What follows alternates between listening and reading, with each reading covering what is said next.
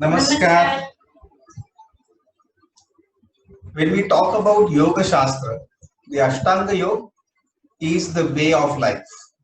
It is not that you just do few postures and then you are through for the complete mind, body, and breath unification.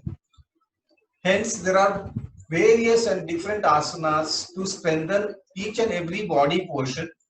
We cannot really say that so and so is good, it can be done, and so can be done at a very later stage. Back is one very important organ which supports the body structure, keeps your vitality intact. In today's asana, we are doing one of the best postures for strengthening the back. Even doctors recommend this particular asana looking at the daily stress level in the lower back region. It is called Shalabhasana. Again, don't go into the names. It could be different in different schools of thoughts. In this asana, we'll see the posture now. While sitting, just understand that you are making feast. This is called as Adi Mudra. And this mudra of the feast, you are keeping it at the lower back. We're showing it now, lower abdomen, correction.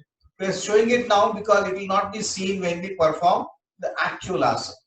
So you're keeping the mudra here and you're lying on the stomach, abdomen, keeping the mudra inside the lower abdomen. Your feet are straight, knees are joined, and keeping the chin on the ground, you just raise your legs only to 10 to 20 degrees. Hold the posture, try and touch to the farthest wall with your toes fully stretching down.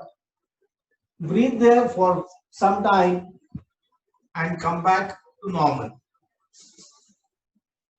Strengthening of back, as I said, is very essential for the vitality.